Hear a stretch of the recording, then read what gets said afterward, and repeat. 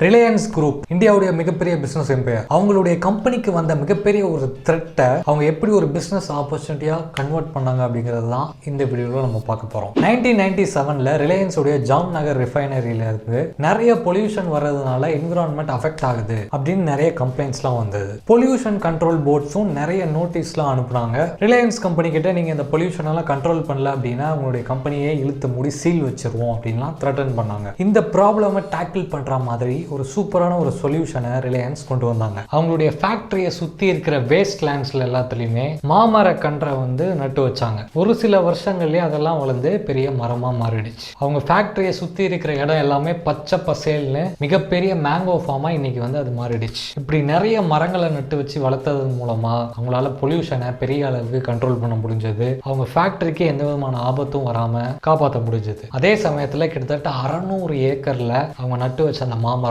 எல்லாமே இன்னைக்கு பெரிய மரமா வளர்ந்து ஒரு மிகப்பெரிய மேங்கோ ஃபார்மா நிக்குது. நியர்லி 1.3 lakhs மரங்கள் அந்த ஃபார்ம்ல இருக்கு. அதுல இருந்து 120 வெரைட்டிஸ் ஆஃப் மேங்கோஸ் அவங்க ஒவ்வொரு வருஷமும் ப்ரொடியூஸ் பண்ணிட்டு இருக்காங்க. இன்னைக்கு தேதிக்கு இந்தியாவுடைய மிகப்பெரிய மாம்பழம் எக்ஸ்போர்ட்டர் யார் அப்படின்னா அது ரிலையன்ஸ் குரூப் தான். அவங்க ஃபேக்டரிக்கு வந்த த்ரெட்டை ஒரு நெகட்டிவான விஷயத்த எவ்வளவு அழகா டேக்கிள் பண்ணி பாசிட்டிவா மாத்திருக்காங்க பாருங்க. நம்மளுடைய லைஃப்லயும் நிறைய நெகட்டிவான விஷயங்கள் நடக்கலாம். அதையெல்லாம் பார்த்து டவுன் ஆயிடாம அதுல என்ன பாசிட்டிவ் இருக்கு இல்ல அதை ஏதாவது ஒரு பாசிட்டிவான விஷயமா மாற்ற முடியுமா அப்படின்னு யோசிக்க ஆரம்பிச்சாலே போதும் நம்ம லைஃப் ரொம்பவே நல்லா இருக்கும். மாஸ்டர் மைண்ட் சேனலை சப்ஸ்கிரைப் பண்ணதுக்கு ரொம்பவே நன்றி. இந்த வீடியோவை உங்க ஃப்ரெண்ட்ஸ் அண்ட் ஃபேமிலிஸ் எல்லாருக்குமே ஷேர் பண்ணுங்க.